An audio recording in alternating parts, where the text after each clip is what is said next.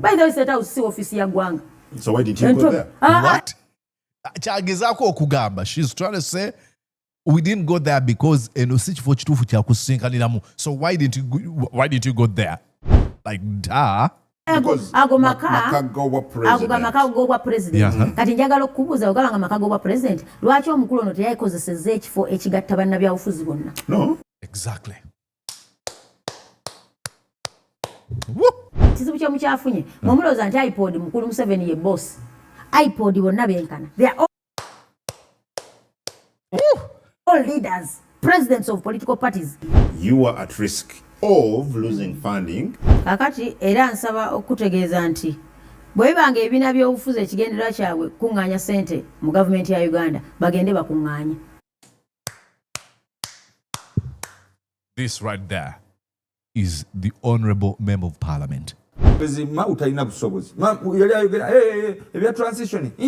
Twayogerako. Museveni nangwa you know onomao those are his ways.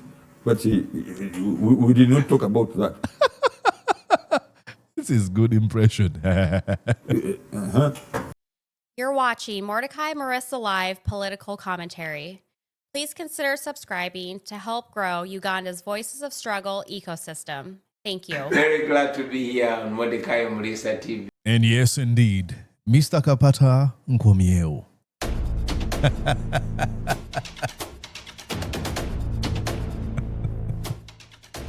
Abavubuka bankozeeko effujjo naddala ku Facebook mbu manto kiddangamu laba bw'ofaanana mbu wasaza akabiina naye bannayuganda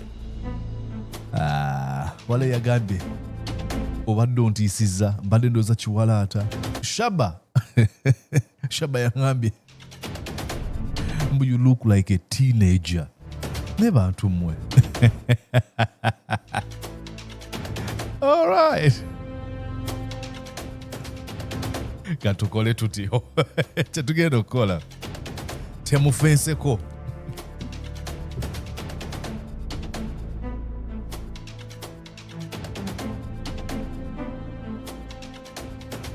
Bam, bam, bam. Absolutely. Mordecai Marissa Gemanya. Omuteeketeeke. Omugalatia. Ow'ekitiibwa. Za. Emperor. King. President. Kabaka byonna bimpe.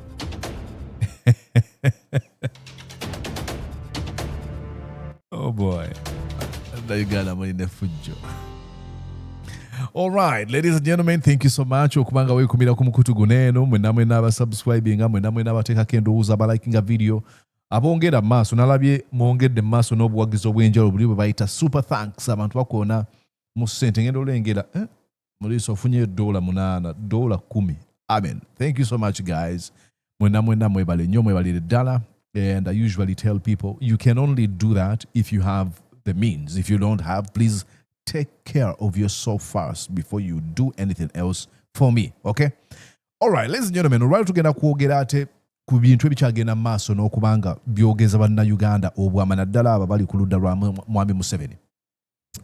Ramping up attacks against the National Unity Platform olw'okuba yaganye okwengeginga mu meeting eyabaddewo wakati wa Museveni ne bannabyabufuzi oba ebibiina ebirina ababaka mu parliament wansi w'omukago gwe bayita Inter-Party Organization for Dialogue. Honorable Namugga, she amazing. Wa Mawogola County okuva Sembabule yawangula akalulu munna NUP yawangula akalulu oluvannyuma lw'emyaka bukyanga NRM ejja mu buyinza twabangawo omuntu wa opposition awangula kifo ekyo Sembabule Mawogola County. So najja mu 2021 n'awangula. Tiyawangula nno ekifo ky'oyinza okuyita affirmative action. No. Yawangula county. Si woman MP simanyali abalina obulemu simanya abavubuka. No. MP, area MP. So she's really amazing. Bamukyazizza ku show ya NBS Jibaita Morning Express ndo zebagiyita. Akubaganya ebirowoozo ku bino byonna and she does an amazing job. Oh my God. Very so I really like what she does. Listen to this. Because of Parker, tugenda kuddako maaso kuddusamuko maaso batwongeza ku budget esobola kugula 7 million batugabe container ya million 7 era mbasaba mwenna abali eyo abalumiriye gwanga Uganda kubanga tulina eddagala lyaffe eryagulwa kati liri eyo yonooneka and risks eziwe eddagala lyononeka ekisooka baliwo abalwadde because when we don't store eddagala in a safe ali eyo Adam Yadayogera inconsistencies eziri mu health ministry. nawe nga kuwola nembabuuza nti mulina plan sets 12 Mr. House, pick your thoughts very, very quickly. Konsonga nga mukaaga, so tugendemu kwemu briefly. Tandike ne olutuula lwa IPOD. Lwabaddewo Mr. House, just the other day, ku Lwokubiri. Nga bulijjo NUP okusinziira ku State House temwalabiseeyo. And what is the impression out there is that mwemuli you are anti-dialogue, you're against dialogue. Temwagala kuteeseganya na bibiina byabufuzi birala. I'll actually pause here to make this point kubanga tachoogerako. It is so funny branding gye baagala okuteeka ku NUP nti NUP is anti-dialogue, Museveni yali pro-dialogue. Let me tell you what happened in 1980 shortly after the election. Mwami Museveni katakkiriza nti kaali kamazima na bwenkanya. He never engaged the government then. No. Kyasalawo okukola kwe kubeera nga akwata emmundu alwanyise gavumenti yaliko. So Museveni is pro-dialogue, NUP is not.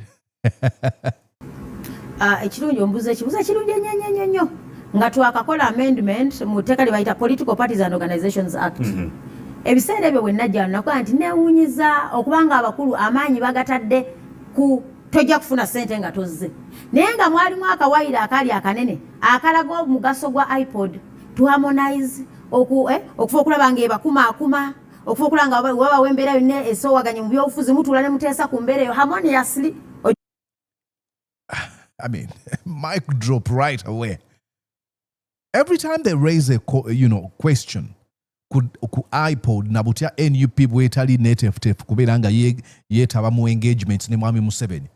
Ky'ekintu kimu kye boogerako. Kati oba temwetaba na Mwami Museveni kubanga muteesa ssente balina okuzibajjako.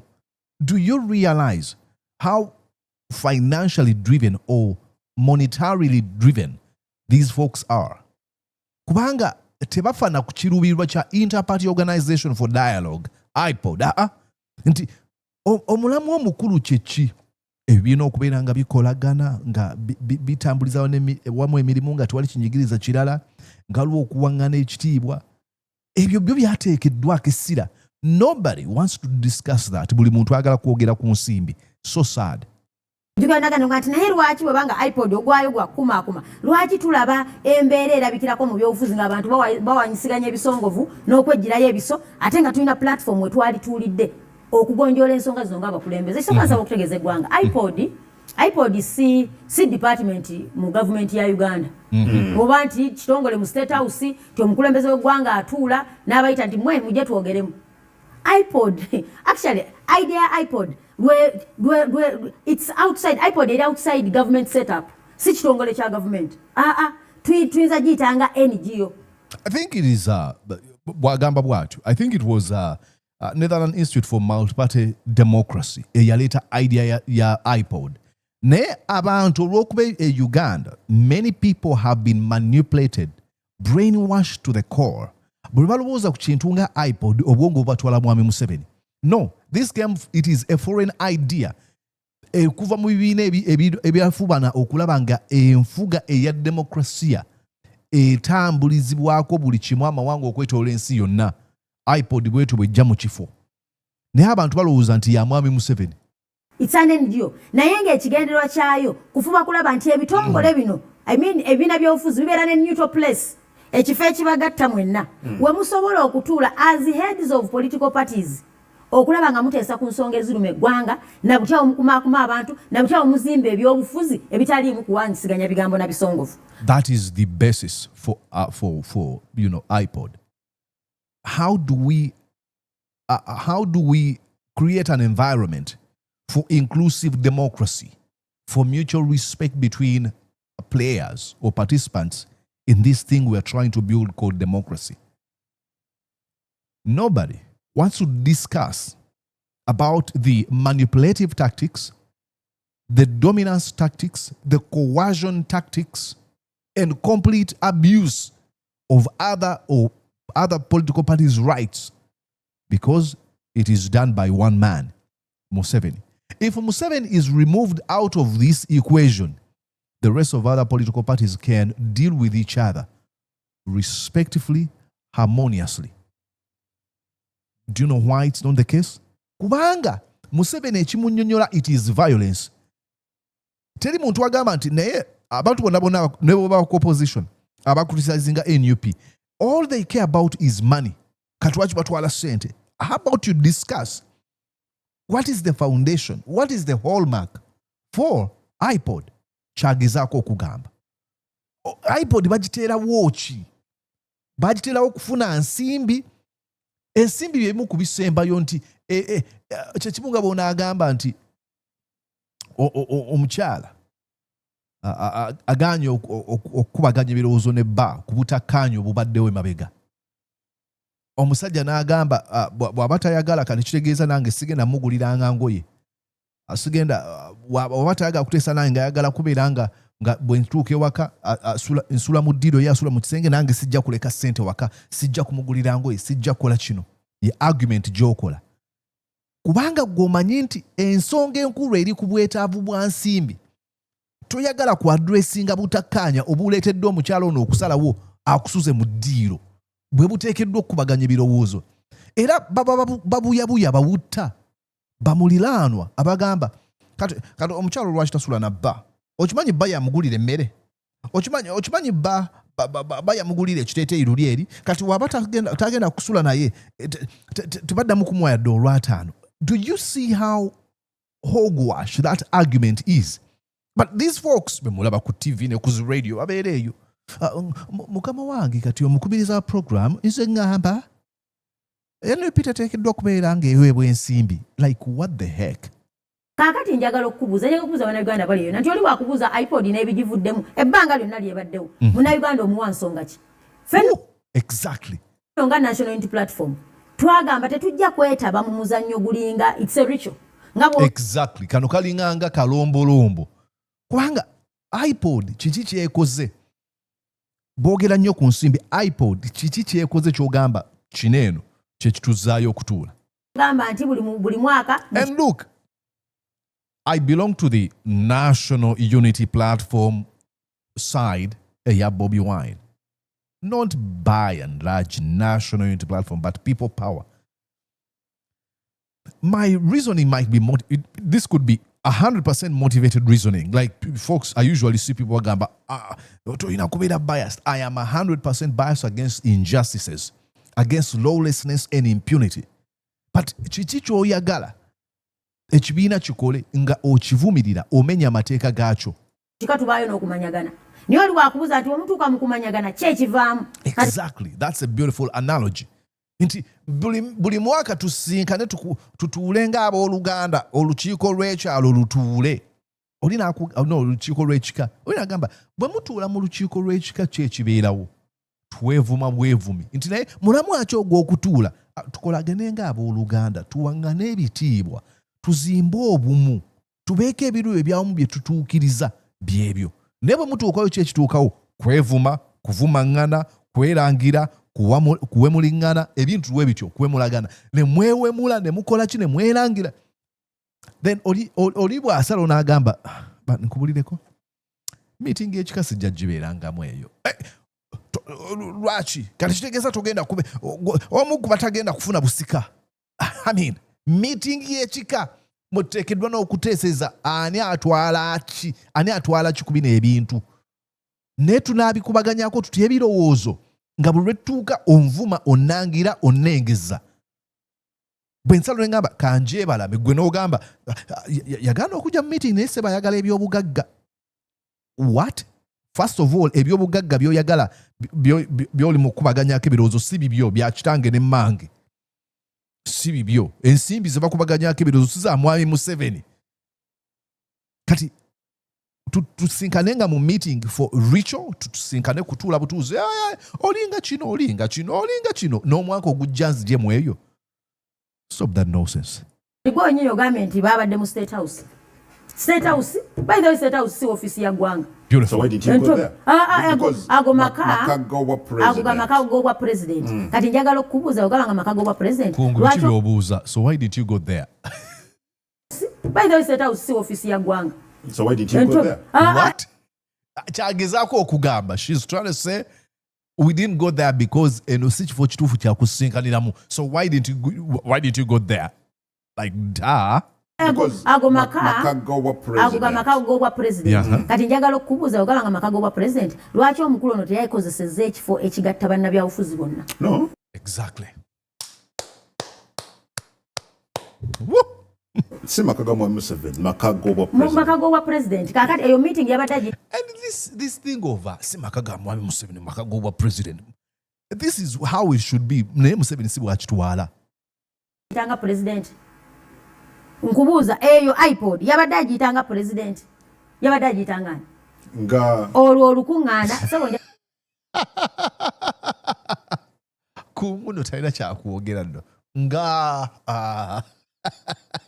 agiyitanga president. Yabadde agiyitanga nga olwo olukuŋŋaana nga nyambo oyogere nga sinnaba kubanga simanyi kigenda kuwanukulaawo. Ngenda kulaga we had this engagement again ku Twitter nadde mpanyisiganya nze ne Samson Kasumba ku butya Museveni bwanyooma abantu. Kizibu kye mukyafunye mumulooza nti IPOD mukulu Museveni ye boss. IPOD bonna benkana. They are all leaders, presidents of political parties. They have come for dialogue. Batuula ne bateeseza eggwanga. Sebo kyabwenkanya bw'obanga okola ku nsonga ng'ezo ezigatta buli kibiina twalyagadde okulaba. Bamanyi Museveni yeddanye n'IPOD. IPOD ng'etudde mu kifo ekigatta buli omu. Ensonga bagikubi azze ku kintu kirala. Yogedde kolidi erya Political Parties and Organizations Act. N'amendment gye mwakola President Museveni nasa omukono ku bagire lifuka etteeka eryayita mu nnaku 3 nakyo kyogera mwaliisa mangu ngenda ku mwezi 15 mwezi ogwo. See, because olaba kungenge jayogera bamugambe eryayisibwa mu nnaku 3 agezaako okulaga ku butya bwe bayangu okuliisa kati kungu mu ngeri ey'olugezigezi agamba lye mwayisa agezaako mugamba mwe baka ba parliament engeri gyali mu parliament. Of course kungu kyakola nkimanyi nayo nosomu kubaliisa akutyo bye bali wakanya. Mwami Museveni n'alisaako omukono lifuka etteeka. IPOD yafuulibwa organ mu mateeka kati eya the under National Consultative Forum. You have been dodging engagements and activities. You've been shunning away from activities za IPOD. Ekyo kyakola toliraba Frank Gashumba empty headed ng'akola ekyo. Takola research taina ekyo kyakola n'agamba n'awandiika wansi be bantu aba respecting abagamba kanzijuke kino Frank Gashumba ogera bwogezi and muteeka eryo kakati etteeka terikyali bbago ebibiina by'obufuzi byokka binaafuna ensimbi byebyo Oh my God! Whoa! Why? Kyava okwogerako era ono kyazaako ebibiina ebigenda okufuna ensimbi zakola ki munna banna simanyi owandifa bwavu sikitegeera kubanga simanyi this fascination infatuation about money ensimbi nyigira mu nteekateeka za IPOD you are at risk of losing funding nga NU. This is what she answered at the beginning of this topic. If you continue with that stand. Kakati era nsaba okutegeeza nti bwe bibanga ebibiina by'obufuzi ekigendererwa kyabwe kuŋŋaanya ssente mu gavumenti ya Uganda bagende bakuŋŋaanye. This right there is the honorable member of parliament. Kuba this is running around in circles. Yakyanukudde dda naye ali mu kumwanukula precisely. Again, bwe guba omulamu wanga gwakuŋŋaanya nsimbi IPOD kyebagiteekesaawo ekyagiteekesaawo bagende bakuŋŋaanya ensimbi. Bwebanga interest n'ekigendererwa ekya political parties ng'okubeerawo kwazo kulaba butya bafuna ssente za gavumenti abaagala ozifuna bagende bazinone. She's so good at this. Njagala okutegeeza ebibiina by'ebyobufuzi obuvunaanyizibwa bwabwe bugaze okusinga okufuna ssente mu gavumenti. Weebale nnyo. Era lwansi kwonooneka njagala okutegeeza bannayuganda baali badde basobola okubeezaawo ebibiina byabwe. Adamu ng'okwalifyinga okuba member wa NUP olina omutemwa gw'osasula as a member membership fee nga ng'okimanyi nti buli mwaka nyina subscription nga bw'olaba tusasula mu international bodies. Exactly. Subscription yange okusinziira ku kirasi gye nagula oba nagula gold oba silver oba biki nsasula $10,000 as a member. Balabe Museveni nga basisinkanye. Let me show you here. Waneeno Museveni abadde abasisinkanye. First of all, you look at this setting. N'otegeera nti omusajja ono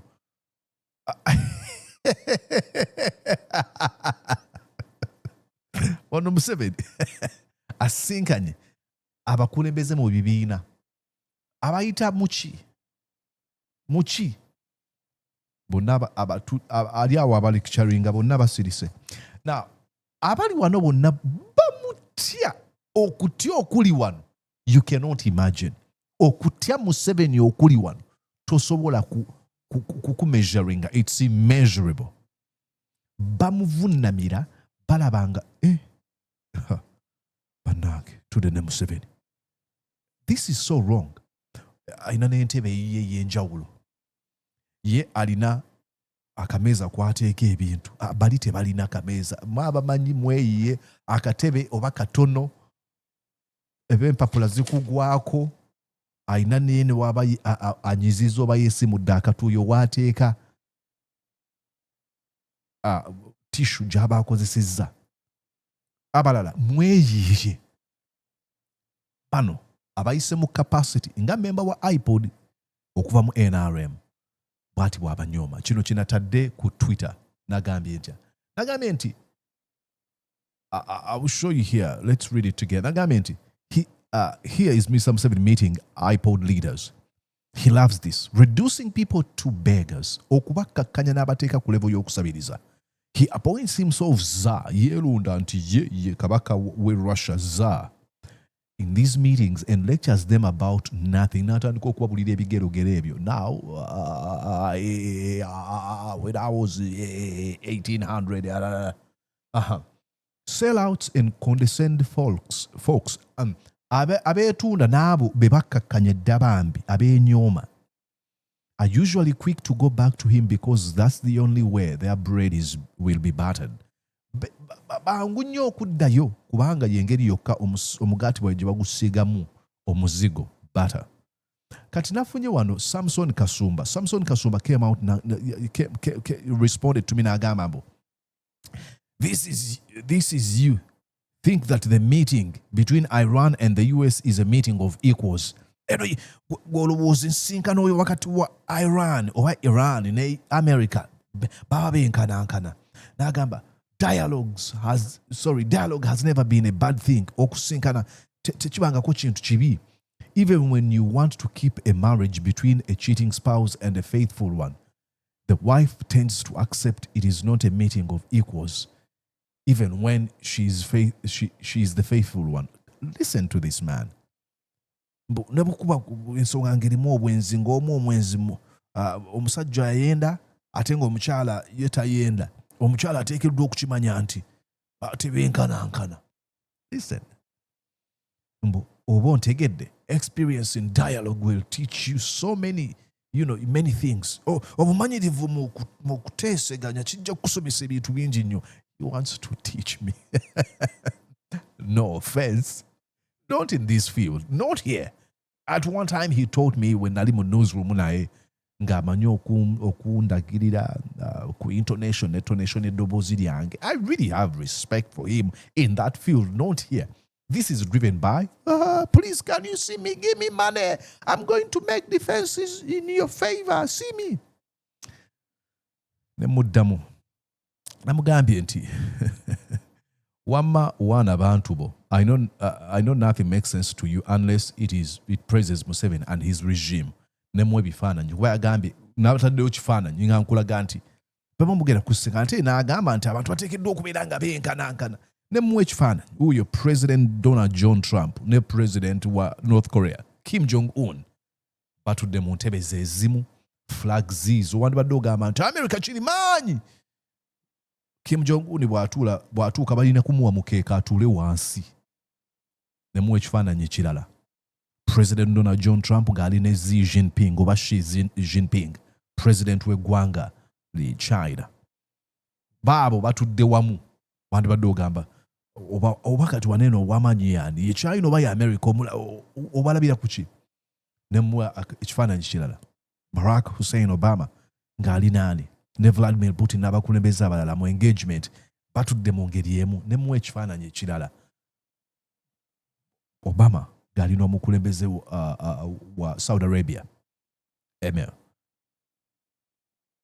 then you know najja wano bwe yaŋŋambye and you think Uganda will be like the USA bano abantu bashiftinga goalposts buli kaseera kati bwe muwadde ebyo n'agamba olowooza Uganda egenda kubeera nga America after less than 70 years in existence Uganda egenda kubeera mu America nga tetunaba tenaba nakweza myaka 7 bukyanga etandikibwawo ayogera ku independence. You dream too much oloota nnyo. To get anything from Mr. Museveni, it is important to understand who he is and his mind. Okubako kyofuna okuva ebwa Museveni olina okutegeera kikyali nakiki kiri mu birowoozo bye. I don't. It is about him, you getting something from him. It is not him getting something from you. Lowooza otegeera omuzannyo gw'abaana abasajja. It is so embarrassing. Namugga, funny how you shift the argument as soon as someone eviscerates your first one. Glad you mentioned to get anything. Again, I pointed out it is usually get something or anything from Museveni. Surely they got something. And what did they get? Argumented, they were bullied and paid. Absolutely. In Uganda, anyone, if Uganda wants anything for a better Uganda, it is going to have to engage Mr. Museveni as is not as it would rather. This is so frustrating to engage with this man. Whom did he engage? Sigenda kubatawaanya na Samson Kasumbo so genda n'ongoberera ku Twitter n'olabe yemboozo jagenda olabe ekifaananyi ekyo my account yeeyo Mordecai Morisa bano bagamba you aren't verified. Bagala twala sente zange bana basajja sina sente banne ndeke Elon Musk genda following your page Mordecai Morisa ku Twitter then ngamaliriza yabadde Dr. Lulu Mebayiga ng'ayogera ku bintu binene by'okwengage nga Museveni tugenda kwogera naye tuteese naye mu mirembe. He doesn't really care. Tebatunyonyola lwaki beetonda kyaleetera n'abantu abalala okunyiiga be baayokera abantu emukura abantu lwaki olaba naffe bakangalaasise why kubanga balaba nti egundi tugenda kuliza nga ayogera ku engagement ya Museveni ne Robert Mao. Come and have a peaceful transition. Everybody needs that. It's not DP to do a peaceful transition. In that case, Nanzo Mbaka wa Democrat abadde Democrat. Yeah, Museveni yagamba, Mao yagamba nti bengeja ne Museveni okubira nga baleta peaceful transition. Tulina okudialogue nga ne Museveni. He doesn't care. Party bangalino naleta presidential transition bill. Bo benyini be bagikuba. Era bebangalira ddala ejjeyo mutwe bwete kubanga ebya transition baliko byali mu bintu bino byanga kibweterebo wamulaba yagenda n'abantu olwagira enkomerero yabwe netuuka n'awookya bwokya nozuba oliawo kyebagala naye ate abakazi basinga okubeera n'omutima gamba nti wange ebintu bino byetaaga tubiveemu mu ngeri etegeerekeka tekitegeeza kuddira DP giteeka mu nkwawazo no wabula kwogera na DP mumulabye mutya ate balibo bagamba kibe mwogera nabo and so on you talk you dialogue ebyofa aba unity and diversity gundi dialogue gye tubaddemu bitwali twagala so sigamba nti oteekwa kwa nexinga kibe baali bakubuulira bya gundi ebyabo byali bibiri sebo Adam oli yali yeetaaga omulimu yali ku kabalaza okumala ebbanga mukulembeze waki babala sente tebabiriiko ate bamanyi Museveni tabiriiko. He doesn't believe in dialogues at all. He's 3 tactics I told you: manipulation, intimidation and domination, period. Agurasinze yeetaaga omulimu era nga ne Museveni yeetaaga omuntu ava mu akyoli agenda okudda mu kifo kyani kyolanya kati awo ne bamiitinga interest.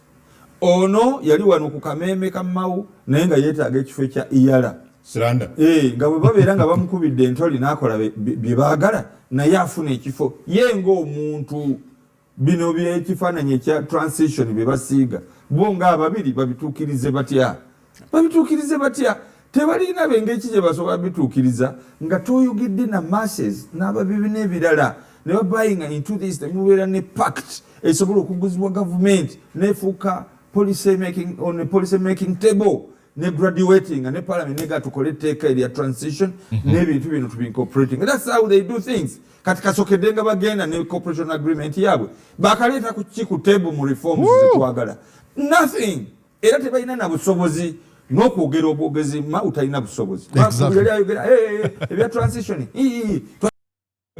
otyo Museveni n'amwanukula Mao. Okay, ka network echa Museveni tabanga nkutemu. Still got my Wi-Fi running. What's going on here? Ogera obwogezi ma utalina busobozi yali ayogera ebya transition Something's not right. Let me check here. Wi-Fi clear. So maybe netulina okawuliriza kagweyo kati oyinza okuba otuusa ngo badde okyanyuma naye nga toli subscribed kankujjukize subscribe teekako endowooza ku byewakalaba ebyogerako bakomyewo naye kankamalirize teekako endowooza. Why?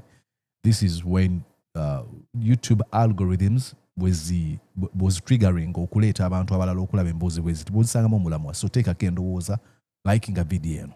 Museveni nangwa you know ono Mao those are his ma utalina busobozi yali ayogera ebya transition twayogerako Museveni nangwa you know ono Mao those are his ways but we did not talk about that. This is good impression. Omanyi boye relaxa.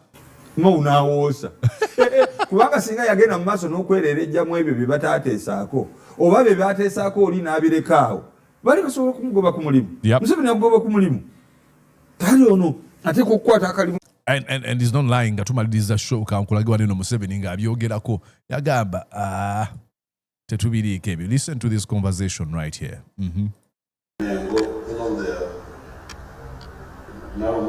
In an interview with Kenyan media house KTN, President Yoweri Museveni revealed that the cooperation agreement between NRM and DP did not include issues to deal with political transition, refuting the claims raised by the party leader. It had nothing to do with political transition. The president is also quoted to be saying Norbert Mao, DP President General, was brought on board as a strategy to bring opposition into government, but not to oversee any form of political transition. Mao, who was appointed to cabinet after the July handshake, has constantly been quoted as saying that one of his major tasks is to help lay the groundwork for a political transition. Lay the groundwork for a political transition. We have decided to invest in the areas which we believe in: peaceful presidential transition, national reconciliation, fighting corruption, an inclusive... How is it so far? How have you been able to engage with citizens about reconciliation and fighting corruption? national dialogue, to work update, and ensuring a rack of... I don't like this word salad. Minister for Justice and Constitutional Affairs insisted that transition was still on top of the agenda. In July, opposition like I wanted to show you Museveni itabidi ko yadinona kuno simanya transition tabidi nako ye Museveni yamanyimbo yatekeddwa okusalawo amayino ogamba yali ayagala kuva mu buyinza munena atunuulira abaliwo nga agamba agala kwogera kisaagala kwogera ebigamba nenda kuvuma. Museveni ateekeddwa okusalirawo kwani ateekeddwa okudda mu buyinza. Nina ne gwe nalabyawo kutunga agamba Morisa Museveni onabavaako amagye galina okusalawo n'ogamba kayirabo kye bamukozeemu. Kiki olowooza? Wandiika wansi mu comment section nja kuba nkusiima. Mbadde njagala kulaga ku Honorable Gorreth Namugga ow'e Mawogola County. Naye y'omu ku be twali tulina okwogerako naye obudde bukyatulemeseza okukwatagana. nenja kumufuna. Nja kufuna Honorable Namugga tujja kuwayamukko. She's amazing. Anyways, yeyo show yo lwaleero genda maaso subscribing tunaaba tuddingana. Nze Mordecai Mulisa MC Kapata kati bwe neeyita omugalatiya omuteeketeeke ow'ekitiibwa za Kabaka President Honorable MP kitiibwa ekirala His Highness